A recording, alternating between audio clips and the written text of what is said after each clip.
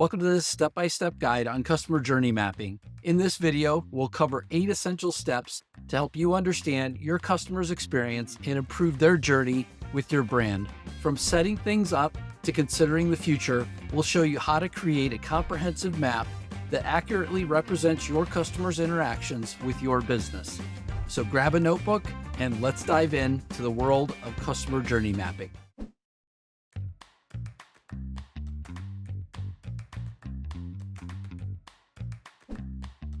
Key reasons a company needs a customer journey map are that you're working on a transformation of one part of the organization and you need the customer's perspective to ensure that you're changing the right things. You may also want to build tremendous customer satisfaction with their experience within the company. The last reason is that you're building a product, and from the start, you need the customer's perspective to drive the customer's buy-in.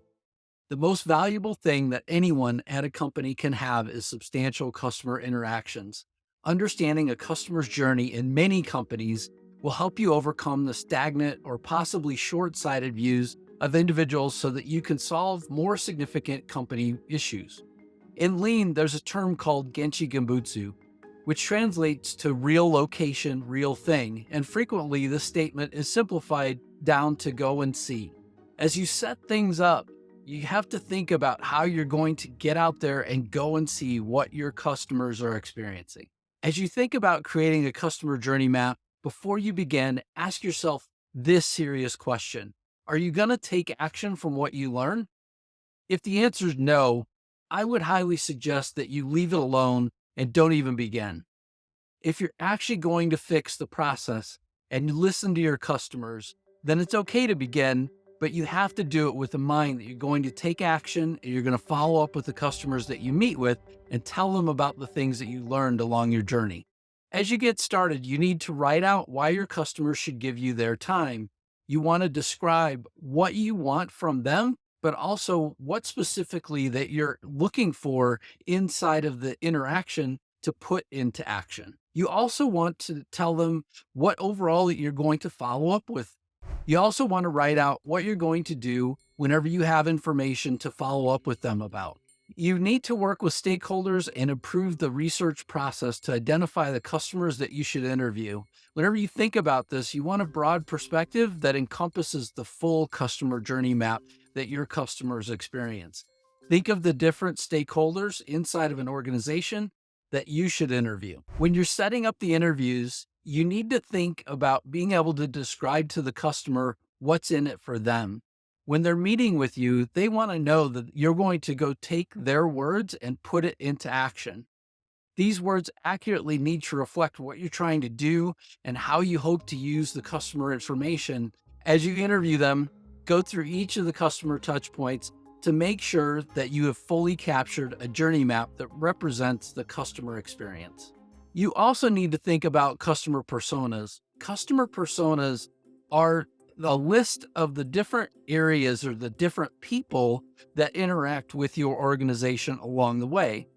If you think about it from a healthcare perspective, oftentimes the person that receives a service is not the same person that buys that service. And so as you think about the purchasing department maybe interacting with your organization versus the end user who receives a particular service, those types of personas are the things that you need to think about whenever you consider who you're going to interview along the way. As you go through the customer journey map, you need to start with the beginner's mind. Where does a customer's journey start? Ask the customer to show you a visual representation to start the process with your company. Capture what it takes and especially capture the mood of the customer interacting as they go through the process. Think about it. If you call the cable company or maybe your credit card company, oftentimes these interactions start with some sort of automation up front that screens you, hopefully to get you to the right point in the company. However, if those interactions with that automation go on too long, it just becomes a very frustrating part of the process before you've even begun to talk to somebody about the sort of issues or services that you're wanting to address. You want to follow the customer's footprints. There's nothing more validating than getting to see what your customer sees at each one of their touch points. I'm writing this at the time that COVID-19 has many of us locked up. And if you cannot see it in person, ask the customer to screen share with you, interview them with video, and watch their facial expressions. Develop a high-level process map with the steps and the feelings from the entire customer journey. One other thought is maybe to have one person capture notes with the customer touch points while the other one gets more of the perspectives from this customer survey. This way, you'll be sure that you're not missing something and the other individual is focused solely on capturing key notes from the customer interaction. One of my favorite shows whenever I was a kid was Columbo. He'd walk up to somebody and ask a few warm-up questions. And then just before he was getting to that point where he was getting ready to leave, he would turn around and then oftentimes ask, "I have just one more question." This question was actually oftentimes the most important question in the series. And with your beginner's mind, make sure that you do not assume and that you're really drilling into what the customer is doing and what their journey is like.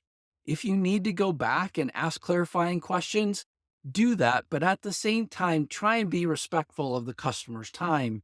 With all of this in mind, you just want to make sure that you have all the details that are needed to really call out what the customer journey is like. In capturing the detail, for every customer interaction in your schedule, make sure that you plan time to capture the detail after the call. I oftentimes will go through notes that I've captured over and over again to try and make sure that I fully filled in all the detail that the customer shared with me. This way, it at least allows you to make sure that you've captured all the detail that they provided. If you think about it from a scheduling perspective, you should have at least 1 hour per interview to think through what you just heard. Write down the details and try to adequately capture the valuable information that you've just been given. With your raw notes about the real customer experience and their pain points, what we need at this point is to walk through the steps and what the customer was doing. Did you get all of the information that they gave you? Did you understand all of the sentiments that they provided? As you get ready to build your customer journey map, I provided a link under this video to interviews.com that shows something like 400 examples of customer journey maps. They did a great job of consolidating things and putting them together. And so I'm not going to replicate that for you, but I will provide a link under this video. While you're down there, if you wouldn't mind liking and subscribing to this video, I would greatly appreciate it. I oftentimes will either use Visio or PowerPoint for a customer journey map, primarily because it's simple. It's easy to just grab the tool, detail key things that I heard in the customer's sentiment as they went through the customer journey and the key steps. With that, you'll be able to clearly indicate what the current state customer journey map looks like. Your next step will be to build what the future will look like. Hold a team brainstorming session and talk about the things that you learned. Do you want to remove or significantly change key things in the customer experience based on the things that you learned? You also want to try and take a real future look in terms of thinking about the future of the customer experience and what specifically you want them to experience in the new state. Lastly, you want to communicate.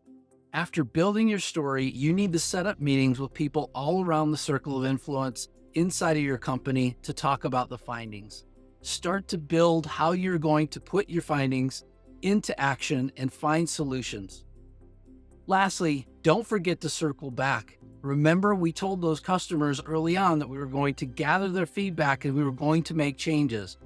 Even though most of the preparation for a customer journey map is done inside of a company, looking at inside of the company processes and what need to be changed, as you're interacting, the key thing that you can do with that input is just follow up with people and tell them you took them seriously and that you are going to make a change.